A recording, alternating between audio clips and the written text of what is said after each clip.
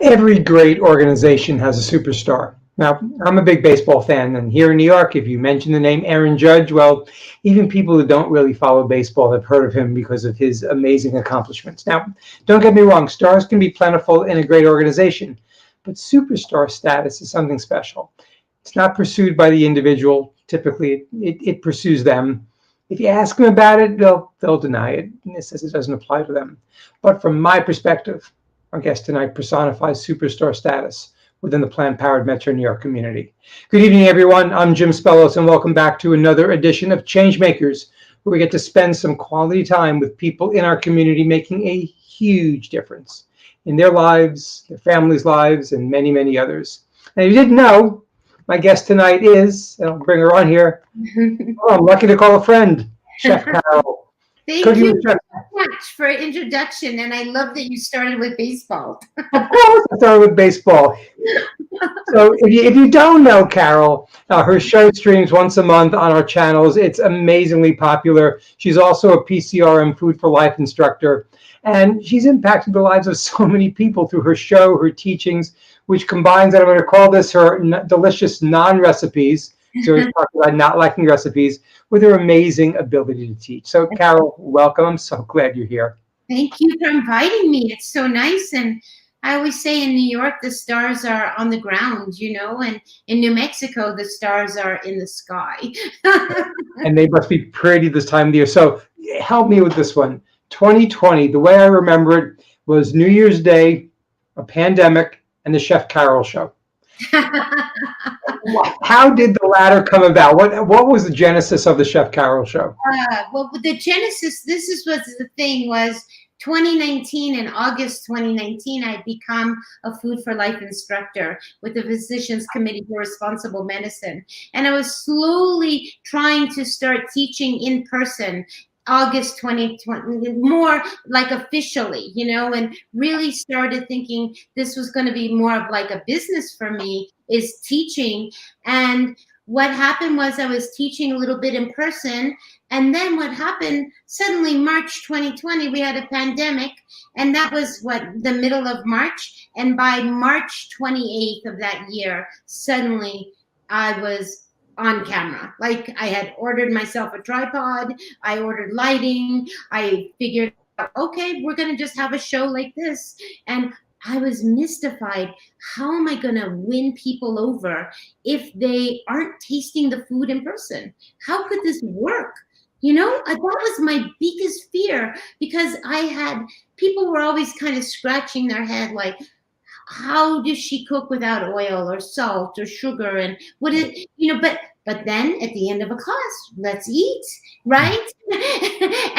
But now suddenly we were online, and it really worried me. Like, how am I gonna convince people that this is really a good way to have a lifestyle in a healthy way? Yeah. Did you work with other people to develop the show? What was the whole idea? Just all of a sudden you got the equipment, you said, okay, I'm on camera now, and I'm cooking for people. No, what was really, really good was Wendy and I had been talking a long time, Wendy Sachs, who was kind of, I wouldn't want to say she was my mentor, but she was my really good friend, who was really, up until then, was really helping me and encouraging me to transition. I had already transitioned for the last year from a pescatarian diet to a vegan diet. But Wendy was a good support, and we always were just kind of saying, if there was only a show, we'll have a show one day, because both of us were coming from film backgrounds. She was a producer of film. I was a marketing person of film. And then I had a very, very good friend, David, who also was in the film business. And so it's kind of like the three of us somehow worked out the details. And David was really there for support, because I was in my little Manhattan kitchen that was the size of a nickel. And so we had to get the camera, and then he had to always be on the other side of the counter, like moving food in, moving food out, just the logistics of getting things produced, and how, I don't know, we kind of learned quickly, and we seem to be always professional right away. but we learned, and at that time in March of 2020, during that 2020 year, we were on camera twice a month. So we got a lot of practice, not like now where we once a month. We got a lot of practice because we all had to act quickly, and we didn't want to, especially at Plant Powered Metro New York, we didn't want to lose our connection to the community, right? So we just, I don't know, we did it, and it was amazing. Incredible. So I want to jump into your journey to being whole food plant-based, but one more question about the show, and that is, what's been most gratifying to you about the Chef Carole show? That people keep coming back.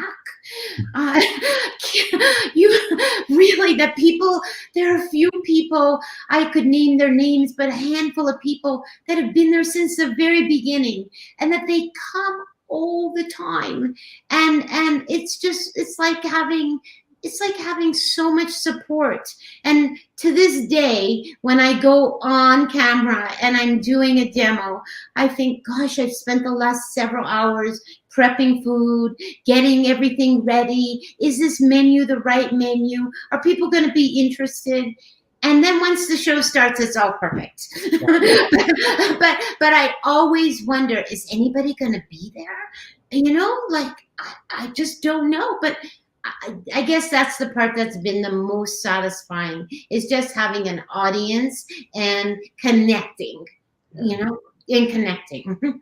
And again, that connection much tougher virtually than it is face to face. So having that and having those people coming back must just be so gratifying.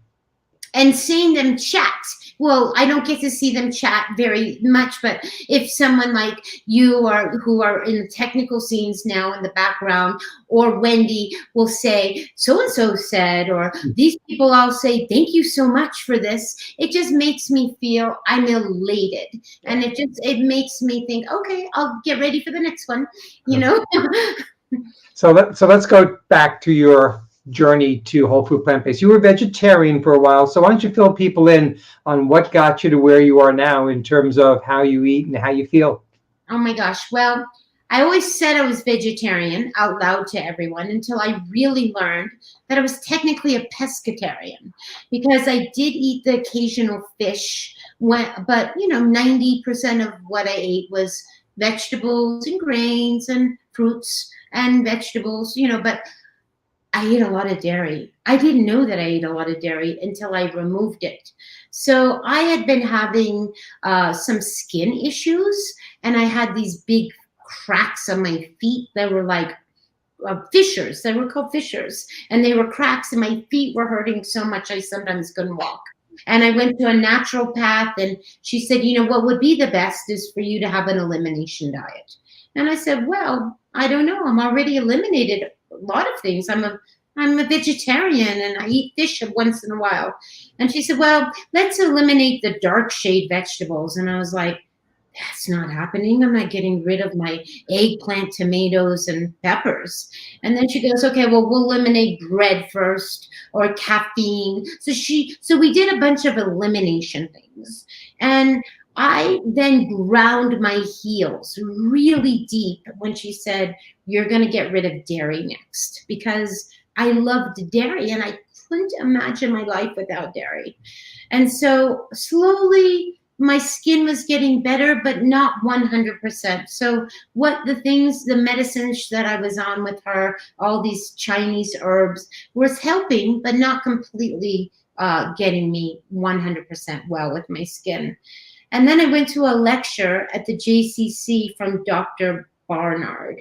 Now, also, right before that, for months, I had been trying to eliminate dairy, practicing. Oh, let's see what the coffee tastes like with oat milk. Or let's see if I can put oat milk in some other thing that I'm using. So I was really thinking about it, but I really was kind of just like, not moving on it, but just thinking about it. And then I saw this lecture from Dr. Barnard at the JCC, and he talked about dairy and the inflammation, and he talked about the mother and the cow and the baby cow, and I don't know, like some big light bulb went off in my head, and I'm like, I can't eat dairy anymore. Like the way he explained it in relation to how it affects your body, it somehow like made it like a big light bulb went off. Now, again, I've been thinking about it for a long time, but I was acting very stubborn. So, You- so, so I saw him. It's interesting, Carol, because dairy is that thing that for most people is the most difficult to give up. It was for us. It's like, really? No cheese? No It ice was ice cream. ice It was cream? ice cream, and it was pizza with cheese. Like it was things that like kind of like are sinfully good. Well, And those are the two food groups, pizza and ice cream, right? yes, exactly. And when I saw, so Dr. Barnard kind of made a light bulb go off in my head, and then following that lecture, Liana and Lynn they were just really Plant Powered Metro was just starting, and they were having their jumpstart program like several weeks, and they said if you'd like to have a mentor and you would like to try to transition, we offer a jumpstart program. And I was like, oh, I've got to get into this program because I'm never going to be able to do this by myself. Yes, my friend Wendy was talking to me about it, but I don't know if I can transition. I don't know. And I also thought if it's just a 21-day program and I don't like it, I'm just going to go back to my old ways. Well, that's what Dr. Barnard says. You can do anything for a few weeks, right? Right. And that was what was different than the naturopath who was saying, well, she was saying, we're going to eliminate, but I thought it was eliminate like forever, like, and so somehow it became, I could hear better. And the 21-day thing was like, oh, 3 weeks, I'm going to manage that. And I knew I would go back if I didn't like it. But so when the jumpstart ended, did you have a pull to go back, or you were pretty much committed? No, this is the thing. The first few days first of all, there were other people in the group that were really more challenged than I. First of all, they didn't know how to cook, right? So I at least knew how to cook. I knew I was already ahead of the game. And I thought, oh, this is going to be easy peasy for me. I'm just going to just eliminate these things, and I'm just going to eat my fruits. But this is the thing, Jim. When I eliminated the dairy, suddenly I was having to eat a ton more greens and a ton more vegetables and a ton more grains. And I had a detox for like the first 4, maybe 5 days of the jumpstart, where I actually didn't feel well. And I kept saying, I don't think I can do this. This is not working out, and I don't feel well. And so, but then I just kind of took it easy, and then I slowly introduced like some vegetable broth into my diet. I also, I was a huge, big coffee drinker, not just 1 cup a day, not all day long coffee, but my special foamed coffee in the morning. But during the detox, the coffee every day sat on the counter, and I would look at it and I'd be like, ew, I don't want that. That's going to really upset my stomach. And so that week of the detox, I was giving up sugar and salt and oil and caffeine. It truly was a detox. I mean, just everything. It was a real detox. But the 5th day, once I started kind of like I was sweating at night, and I was just like I was sweating at night. And I would say to my mentor or something, I'd say, I don't know if I can get through this. And then, like I said, I introduced some broth, and and then I started becoming ravenously hungry. And I started eating lots of greens, and not just like a little teeny green salad, but like a gigantic salad for 4 people. And I started being so hungry, and I would crave greens.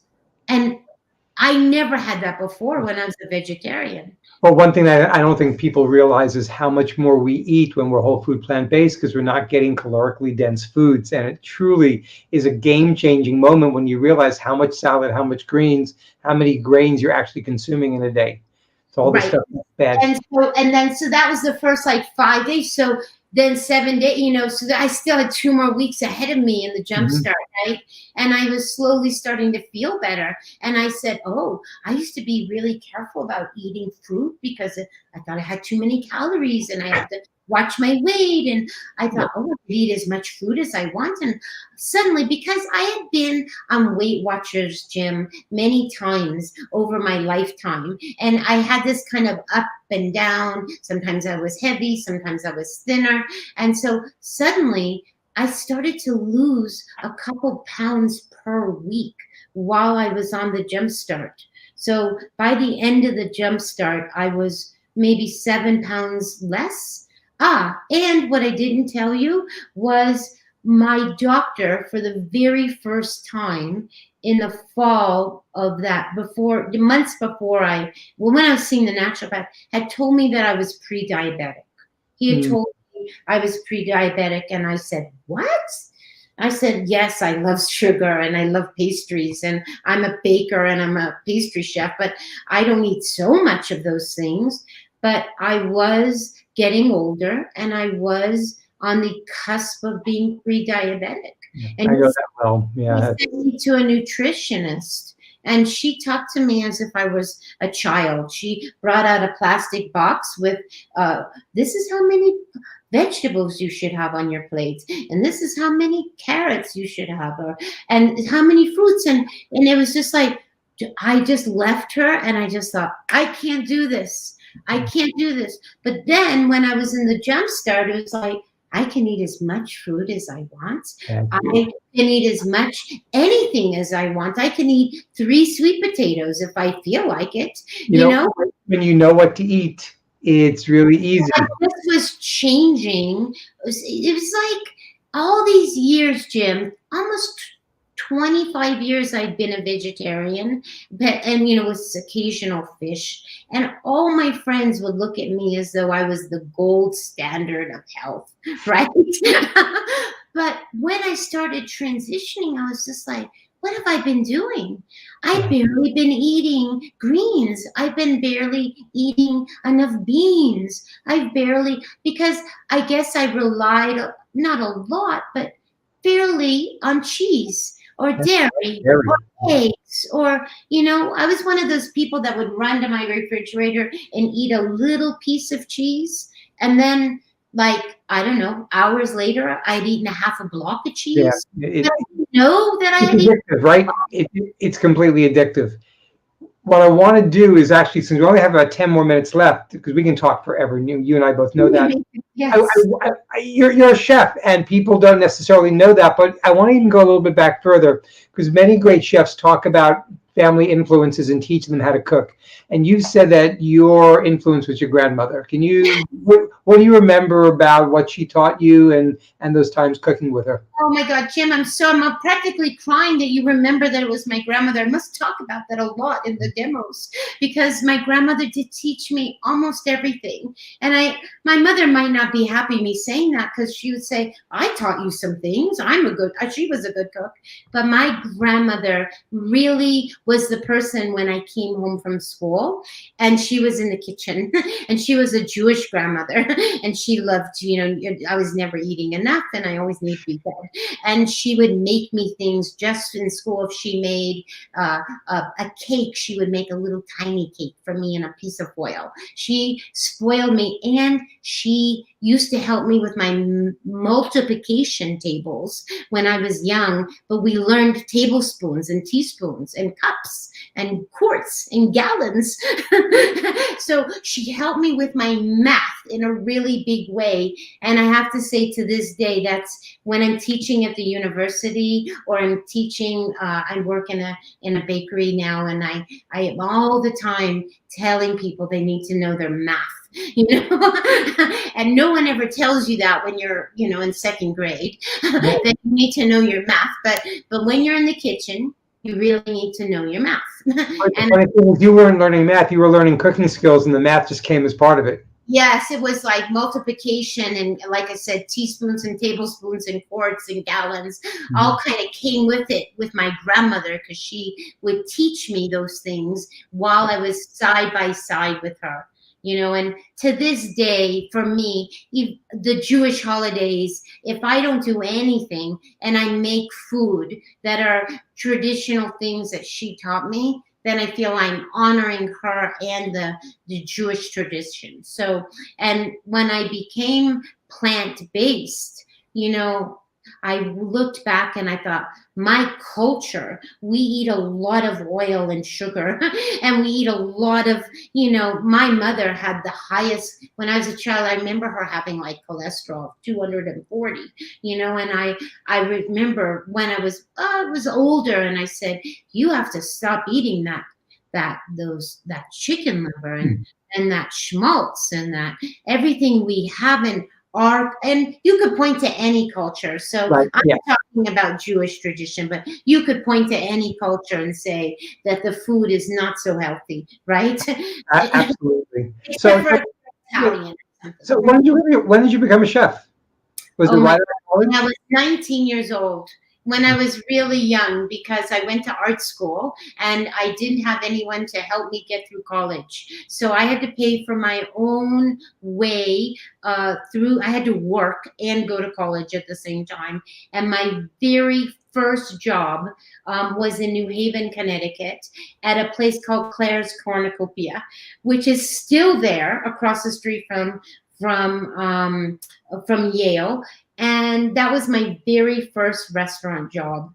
And I learned so much from Claire. And that was a vegetarian restaurant. Yeah. Little did I know that was going to, maybe 15 years later, that I was going to be a vegetarian.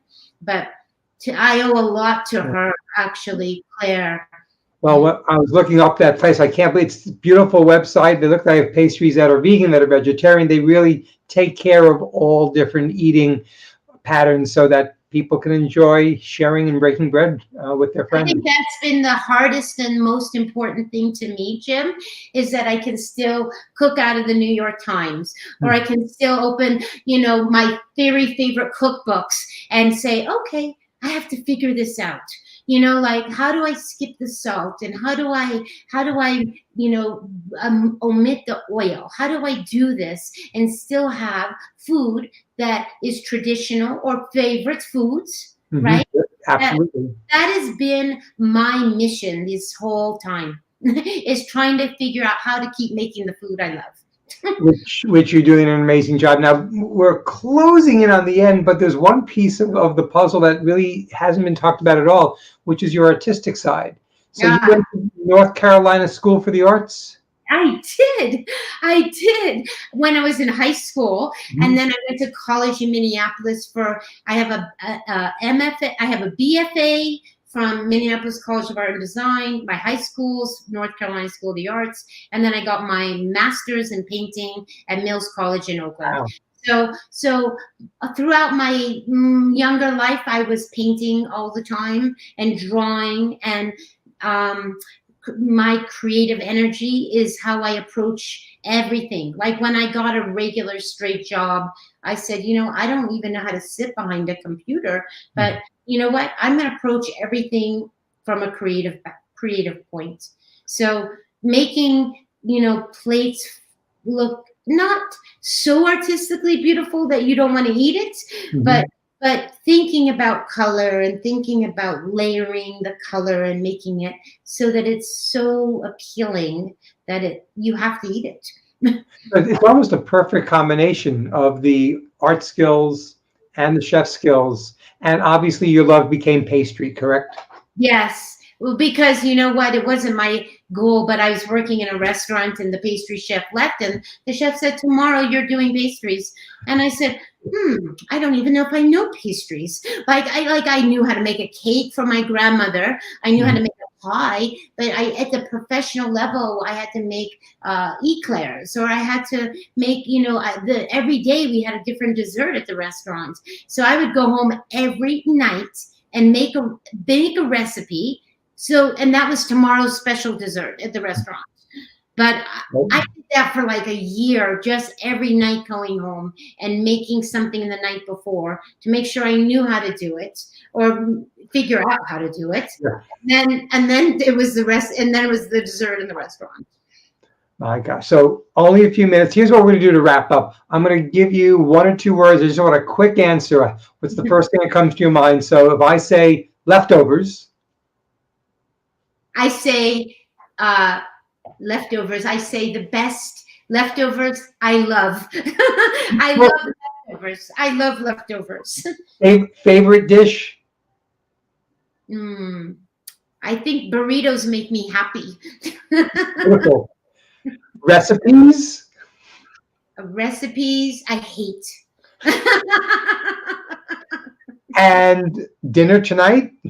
Dinner tonight is definitely going to be something with these tomatoes. Well, the last word is talk about those tomatoes before we finish up. Oh my God, look, Jim, I have so many tomatoes. I have hundreds of tomatoes. These are ripe. At least these are ripe. But we are having our first freeze here in New Mexico tonight. I've been watching the weather like religiously, and we are having our very first freeze. And I had to cut everything off the vines. I can't wait for the sun to turn the green tomatoes red. They're going to have to ripen in the house. So tonight will be some kind of something with these tomatoes. Maybe just this and basil and cucumbers is dinner. Really. You can't go wrong that way, right? So last question. What's a question that you've never been asked by a student that you always wish you were asked?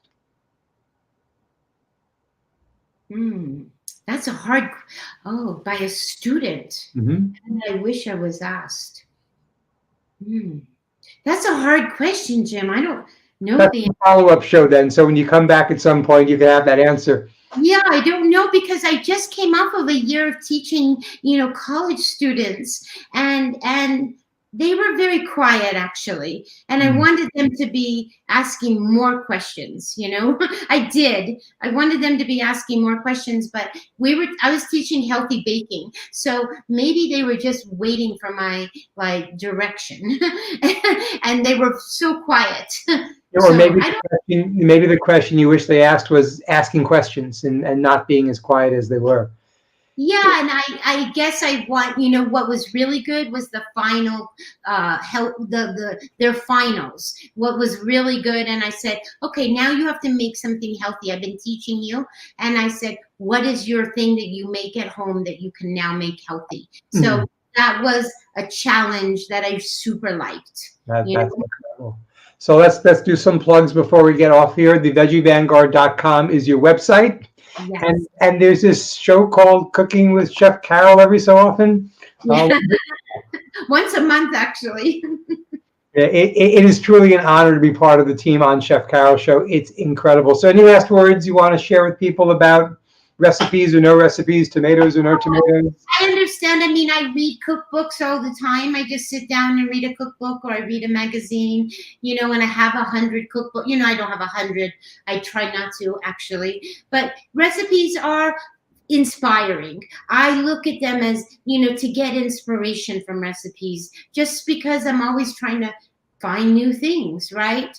But ultimately, I like people having enough confidence to learn how to do it themselves, and that the recipe maybe is a guide for them to go get the groceries, like a shopping list. And then when they get it home, then they maybe roughly read it, and then they make it. What I can say is you are definitely inspiring and giving a lot of people an awful lot of confidence to do that. It has been such a pleasure. I can't believe the half hour is up, but thank you so much for being here. I could talk to you forever, Jim, and I thank you for being our support on the Chef Carole Show. And nothing I do is by myself. I can't take the credit. I'm not one star. We have many stars, and so and like I said, in New York, stars are all on the ground, most of them. And thank you for lovely conversation and inviting me. And I will see you. We will see everyone October 23rd. At 5 o'clock, absolutely, streamed live on our channels. And by the way, next month on Change Makers, we will chat with another chef, Chef Rebecca Johnson. We'll be discussing things including how to live a plant-rich life. That's going to be streamed live Wednesday, November 9th at 7 o'clock here on our channel. So, Carole, I'm going to wish you good life and good health. And on behalf of everyone here at Planned Parenthood Metro New York, I'm Jim Spellos. We wish you all optimal health, and we can't wait to see you again next time on Thank you. Take care. Thank you.